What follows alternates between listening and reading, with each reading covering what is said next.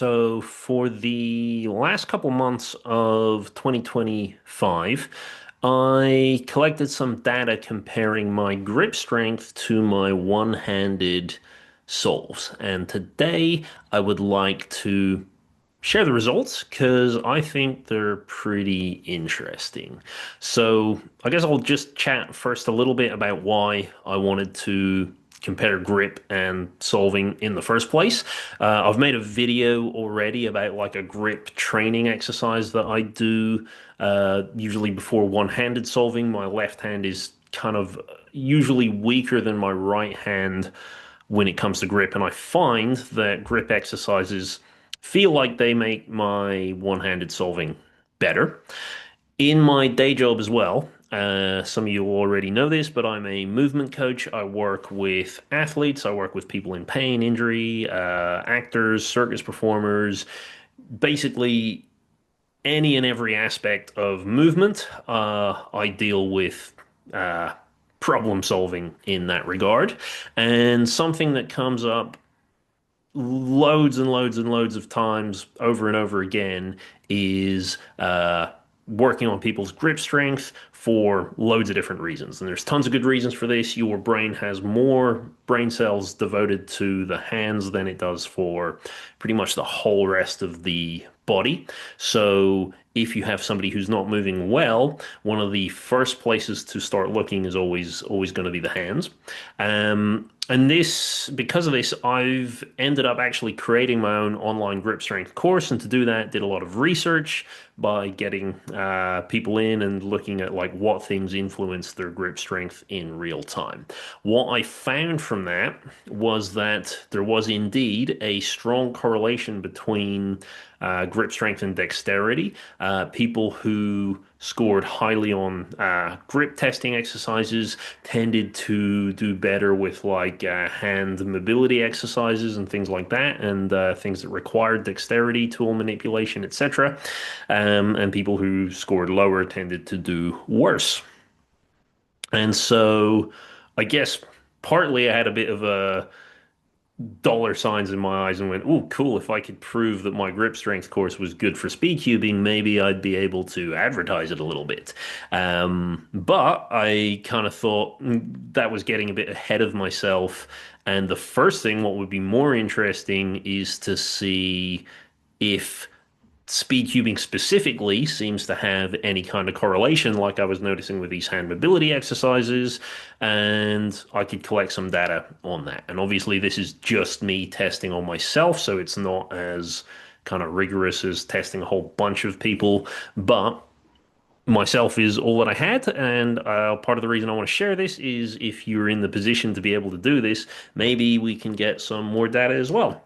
So basically, what I did was over a period of about 3 months, but I think I only succeeded in collecting the data on maybe 28 days or something like that. It was like about a month worth of results.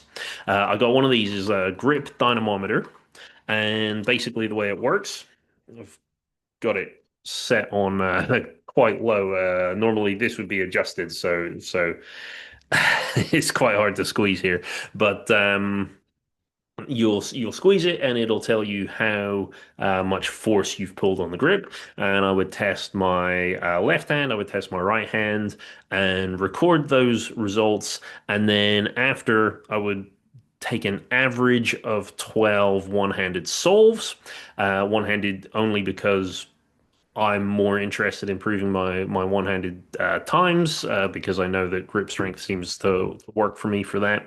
And then see at the end if there was any kind of correlations. So let's take a quick look at what happened. So this is basically how I was collecting the data. Yeah, I don't know how to change the format of the date here. That's quite irritating. But we took the date, we took the grip strength on the left, the grip strength on the right, the combined grip strength, so just the two added together. And then I also recorded the difference between the sides in case that was important. And then I took the average of 12. And the percentage difference, I added that later. So we'll talk about that in a little bit. But basically, with all of this added together, what results did we see? So probably easier to show this in a graph. So this is the graph of kind of the average of 12 versus the date. That was kind of my initial test to just make sure, like, if I'm just getting better over time, it'd be hard to justify saying that my grip is what's causing better results if the grip was also getting better as well. That would just be a sign that everything's sort of just time is making things better.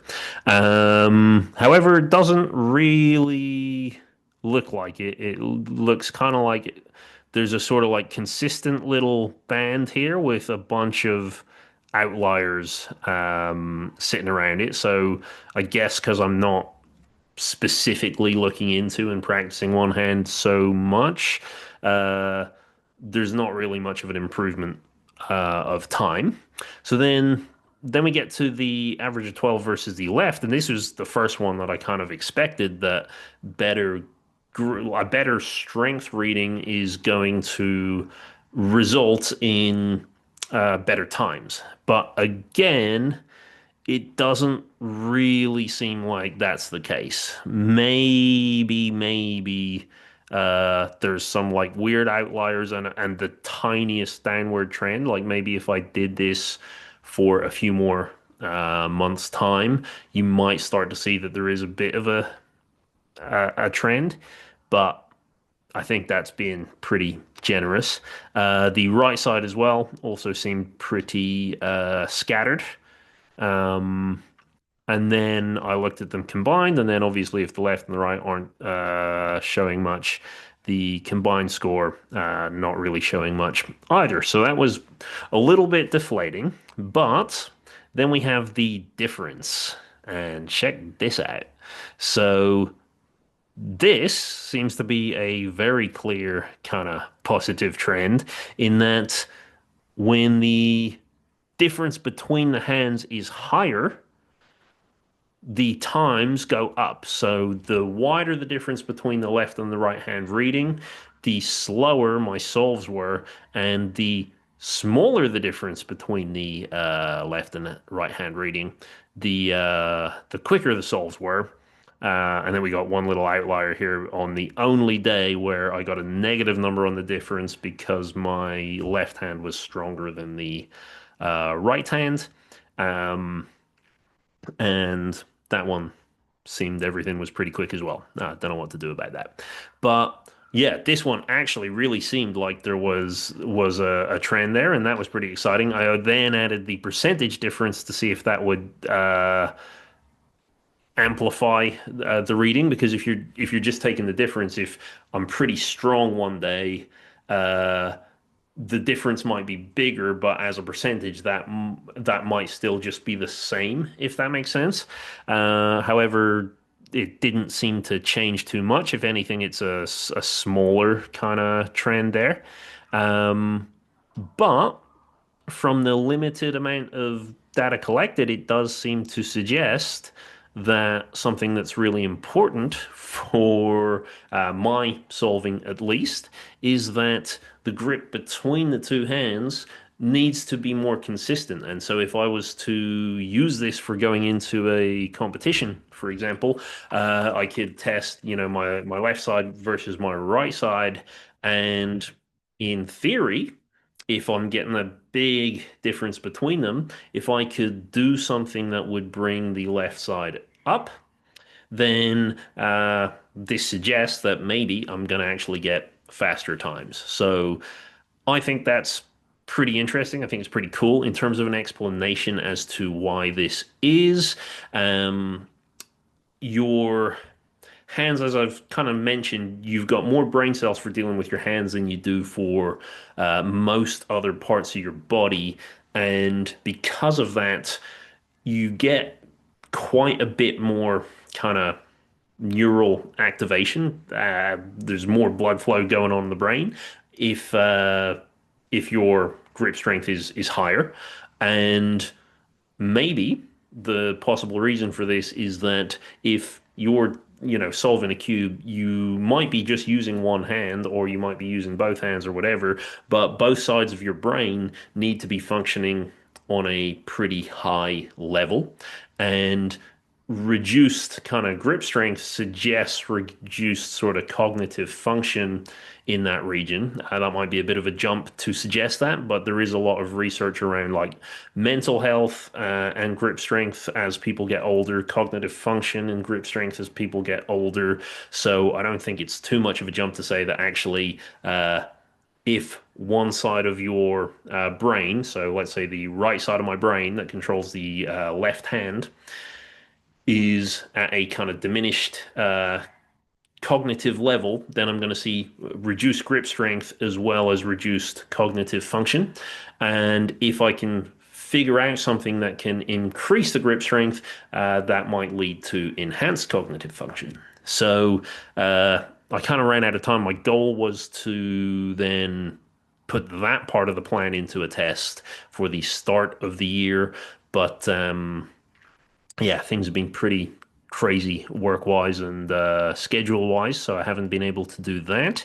But I wanted to share this section anyway. I'll share further results as and when I get to them. If you have the capacity, if you happen to have one of these little dynamometers and you want to collect some data on this as well, I would love to hear what kind of results you're getting as well. If your higher grip strength does correlate to better dexterity, because that still is what I've kind of found when I'm working with other people and not in speed cubing, or if you get the same thing that actually the difference is what matters. So I'll leave it there. Thank you for making it this far. If you've made it this far, I'm kind of thinking this year I'd like to do a lot more testing like this. So if that's something you'd be interested in, just let me know. And otherwise, yeah, thanks for watching. Hopefully there'll be more videos coming soon, and I'll see you then.